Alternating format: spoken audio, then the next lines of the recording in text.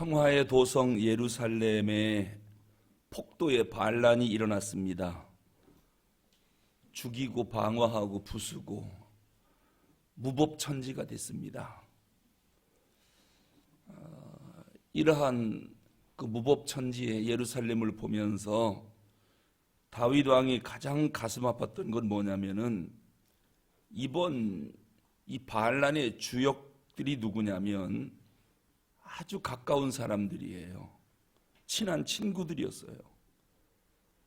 아들 압살롬을 비롯해서 최측근이었던 아히도벨, 그리고 절대적으로 순종하고 따르던 신하들, 이들이 반란의 주역들입니다.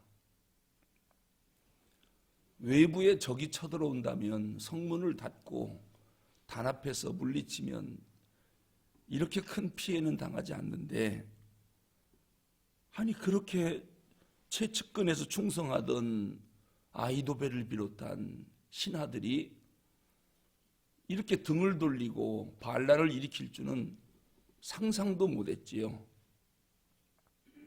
그래서 12절 13절에서 다윗이 그렇게 말하는 거예요. 나를 책망하는 자가 원수들이 아니라는 거예요. 만약에 원수들이었다면 내가 참았을 것이다. 또 나를 대적해서 자기를 높이는 자는 나를 미워하는 자가 아니라 차라리 미워하는 자들이었다면 내가 그들을 피해서 숨었을 것이다. 그럼 누가 이렇게 폭도들로 변해서 반란을 일으켰느냐? 그는 곧 너로다. 나의 동료, 나의 친구, 나의 가까운 친호로다. 이러니 다윗이 세상에 믿을 사람 하나도 없구나, 그런 생각했겠지요. 내가 왜 몰랐을까? 저렇게 반란을 꿈꾸고 음모를 세우는 저 계획을 어쩌면 내가 이렇게 몰랐을까? 아마 그런 자괴감이 들었겠지요. 아니 어떻게 해서 그렇게 가까운 믿음의 동료들이 다윗 왕을 배신했을까요? 이유가 있습니다. 사실 가까운 동료들이 그동안 다윗 왕하고 생각이 좀 달랐거든요. 그런데 자기 생각을 말하지 못하고 숨기고 있었습니다. 왜냐하면 다윗이 잘하고 있거든요. 전쟁에 나가기만 하면 승리하고 돌아오거든요. 그러니까 생각은 달라도 워낙에 다윗이 잘하니까 따라갈 수밖에 없는 거예요. 한마디로 다윗이 힘이 강하니까 어떻게 반항을 할 수가 없는 겁니다. 생각은 틀려도 그냥 다윗 왕이 가자는 대로 속으로는 불평하면서도 따라가는 겁니다. 시간이 점점 지나면서 다윗 왕과 생각이 점점 멀어져요. 그래도 입 하나 뻥끗 못하고 그냥 따라갑니다. 이게 도대체 뭐가 차이가 나느냐면 다윗은 신본주의, 그리고 신하들은 인본주의였어요. 다윗은 오직 하나님 제일주의였습니다. 인간의 생각은 다윗에겐 별로 중요하지가 않아요. 인간의 계획도 인정하지 않았어요. 그러니까 자기는 하나님이 세운 왕이니까 무조건 하나님이 나를 인도하신다. 그런데 신하들은 그게 이해가 안 가요. 주변 나라들 보니까 근데 오직 말씀, 오직 기도. 좀 제발 그렇게 하지 말고 외국 방식도 좀 받아들이고 인간적인 방법도 좀 받아들이고 좀 그렇게 재밌게 삽시다. 이걸 말하고 싶은데 차마 말을 못하는 거예요. 그 대표적인 인물이 누구냐면 아들 압살롬입니다. 아버지는 맨날 하나님, 말씀, 기도. 좀 지겨우니까 얘기 좀 그만하세요. 사람 사는 게 그 방법만 있는 게 아닙니다. 그런데도 말을 못하는 거예요. 그런데 그렇게 생각하는 백성들이 의외로 많았어요. 여러분, 우리도 보면 오직 말씀, 오직 기도, 하나님, 이런 사람이 많습니까? 아니면 좀 적당히 좀 해라. 사람이 살아가는데 좀 융통성도 있고 인간적인 방법도 있고 좀 재밌게 좀 살아야지. 너무 그렇게 그냥 외골수를 그렇게 하지 마라. 이런 사람들이요, 말을 안 해서 그렇지 생각보다 훨씬 많아요. 근데 다윗은 사람들이 입 꾹 다물고 말 않고 있으니까 생각이 전부 자기랑 똑같은 줄 알았어요. 모두가 다 오직 말씀, 오직 하나님, 다 그렇게 사는 줄 알았어요. 착각을 한 거죠. 근데 대세가 그렇게 가니까, 왕이 그렇게 가니까 말없이 원망하고 불평하지만 그냥 따르고 있을 뿐입니다. 왕이 부흥회하자, 신하들은 싫은 거예요. 밤늦게 가서 앉아있고 뭐 하나님께 예배드리고 제사드리고 이게 너무 싫은 거예요. 성가대 만들어라, 하나님께 찬양하자. 이 성가 연습 나오는 것도 싫고 자꾸 불러내는 것도 싫고 꼭 이렇게 해야 되나. 그런데도 왕이 하라고 그러니까 열심히 나오는 겁니다. 어떻게 거역을 합니까? 근데 속은 그게 아니었어요.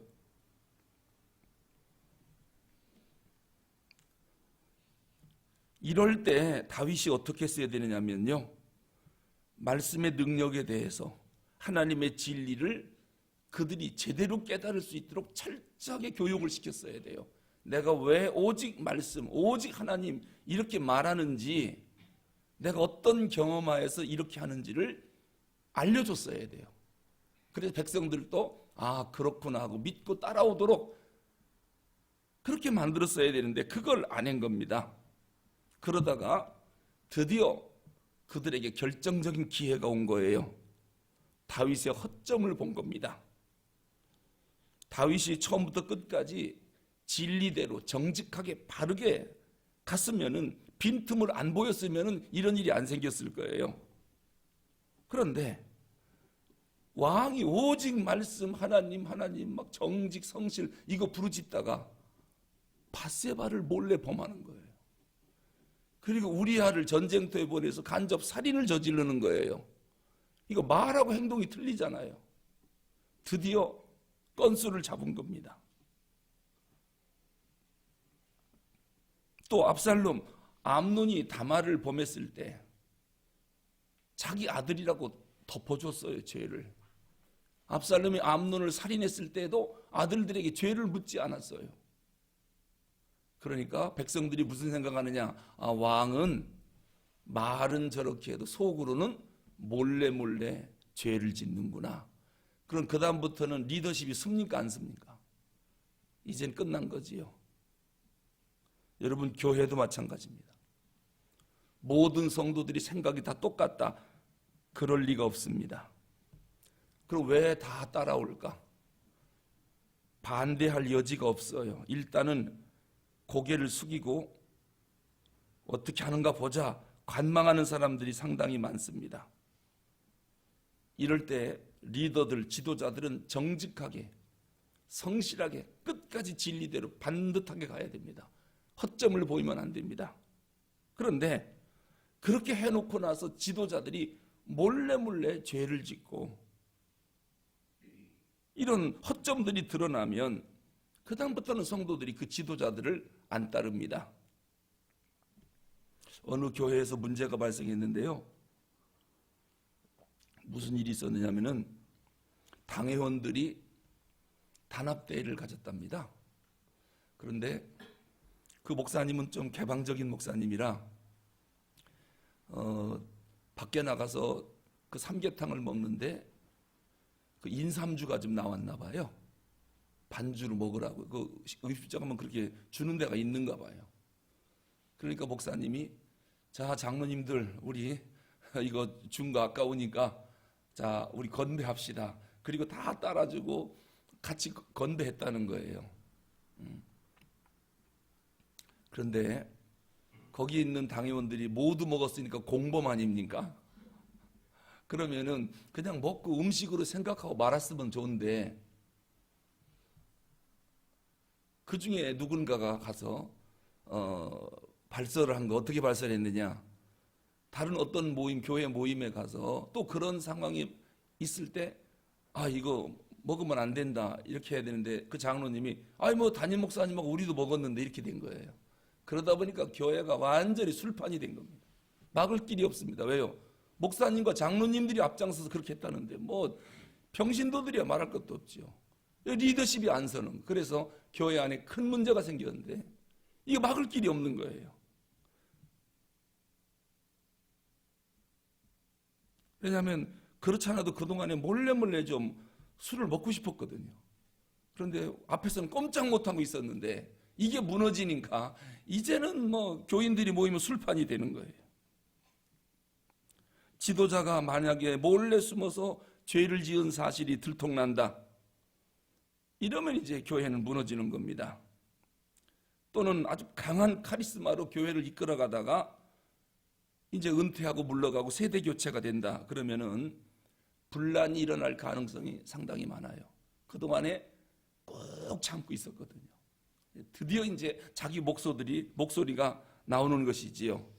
그러다가 지도자의 허점만 발견되면 이제는 그때는 난리가 나는 겁니다. 그래서 리더십을 교체하면서 문제들이 발생하는 이유가 바로 그런 겁니다. 그러니까 이런 일이 발생하지 않으려면 지도자들은 처음부터 끝까지 정직해야 됩니다. 거짓말이 하나라도 있으면 그땐 공동체가 무너져 버립니다. 어떤 의미에서 교회는 세상보다 훨씬 강한 영적 전쟁터입니다. 세상 사람들은 그 인삼주 반주로 그거 먹는다고 누가 뭐라고 말합니까? 아무 말도 안 해요. 그거는 술도 아니에요. 그런데 교회는 그거 한 잔이 교회를 무너뜨려요. 얼마나 무서운 영적 전쟁터입니까?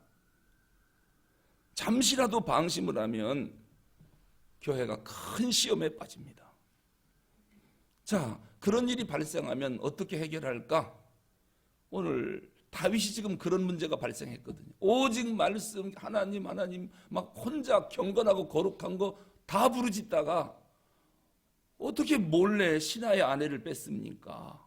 어떻게 살인죄와 간음죄를 짓고 자기 아들들이 그 못된 짓을 하는데도 그냥 못 본 채하고 덮어주고 넘어갑니까? 지도자가 그러면 안 되죠.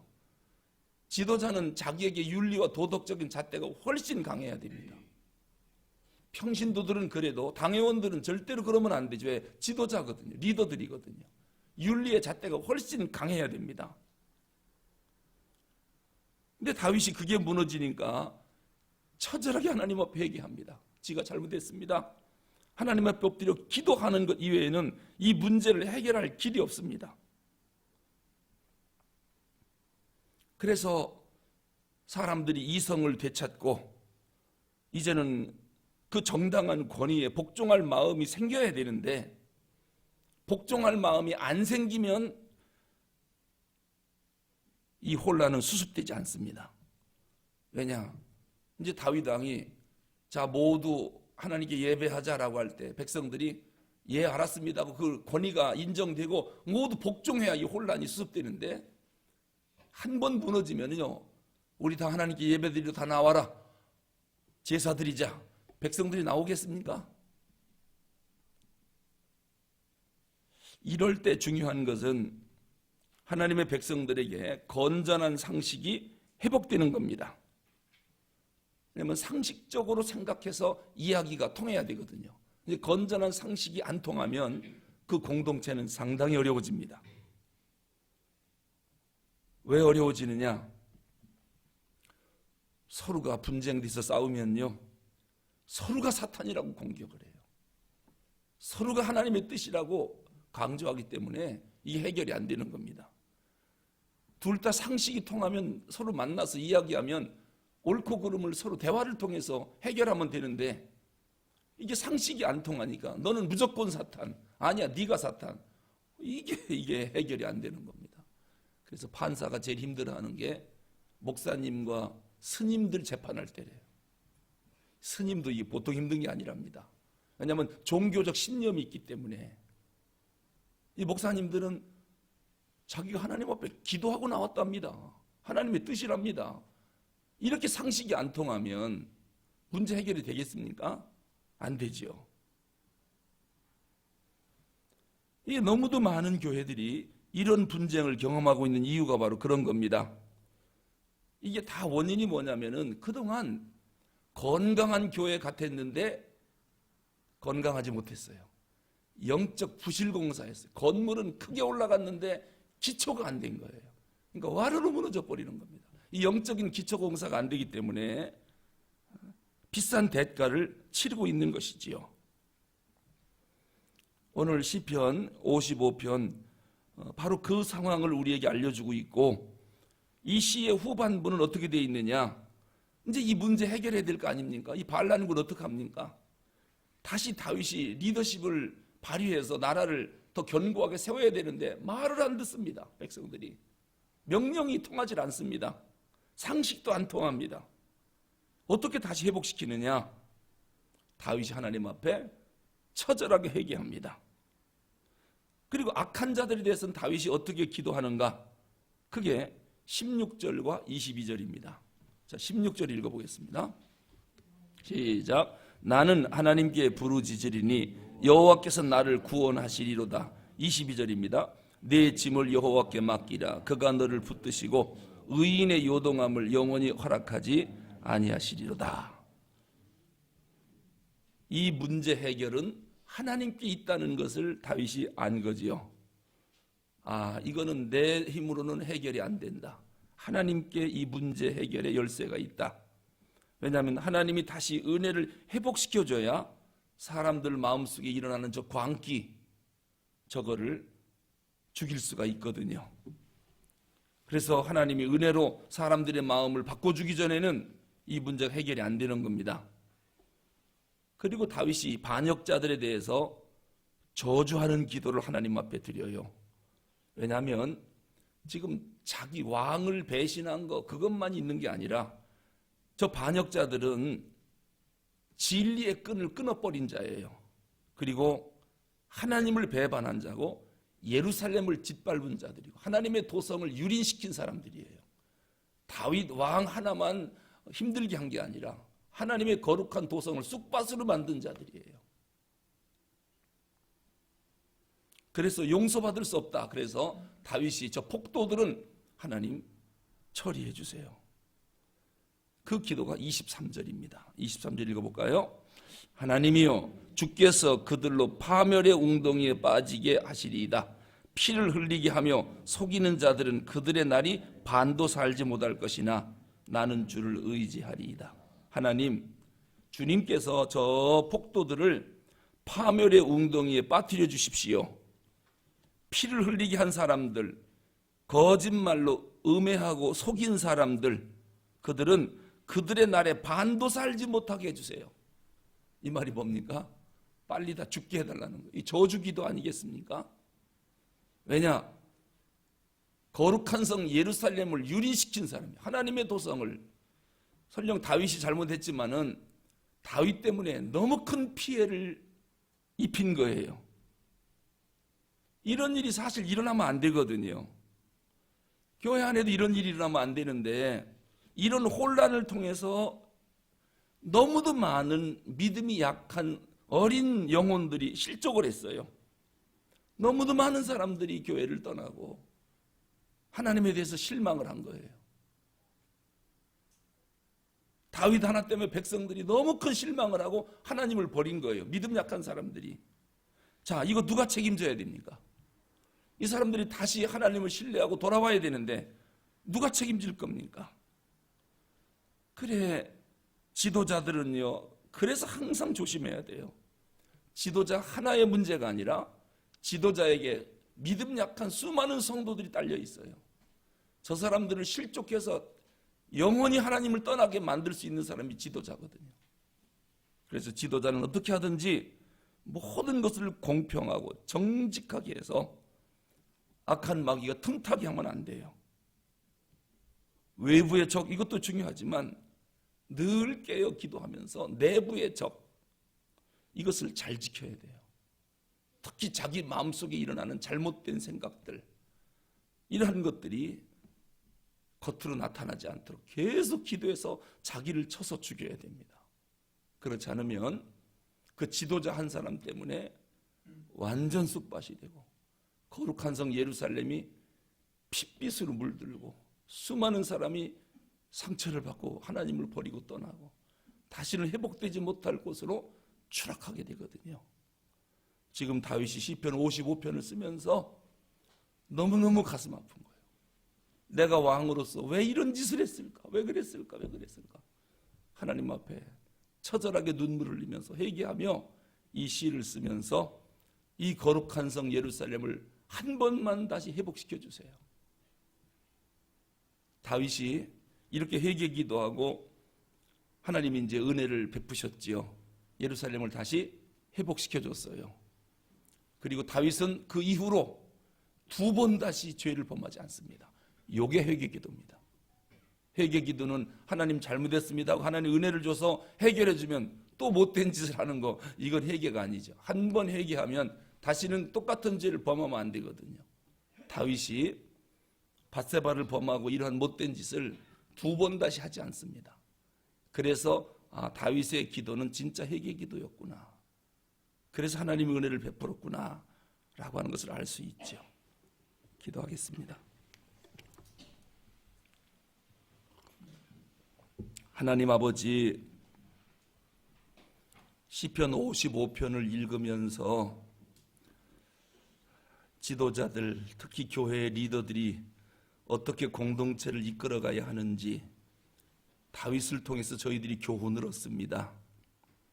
하나님 아버지, 다윗 왕이 실수를 함으로 인해서 거룩한 성, 그 아름다운 하나님의 도성 예루살렘이 폭도들의 폭력의 도시가 됐고 살인과 방화와 하나님을 버리고 온갖 못된 짓을 하는 악의 속을 지옥이 되어버리고 말았습니다.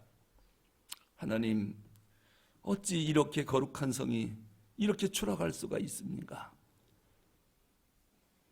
하나님 아버지, 이러한 아픔들을 많은 교회들이 겪고 있습니다. 주님, 그 중에 하나가 또 저희 교회입니다. 하나님 용서하여 주시옵소서. 지도자의 죄를 용서해 주시고 교회를 바르게 이끌지 못한 죄를 용서해 주시고 이제 하나님 앞에 처절하게 회개하고 다시 교회를 회복시키기를 원합니다. 회개하면 하나님이 다시 은혜를 주신다고 말씀하셨습니다. 그리고 이제는 다윗이 예루살렘을 다시 회복시키고 이스라엘을 가장 견고한 나라로 크게 만들었던 것처럼 저희들도 꼭 그렇게 할 테니 하나님 우리에게 은혜를 베풀어 주시옵소서. 우리 주 예수 그리스도 이름으로 바옵나이다. 아멘.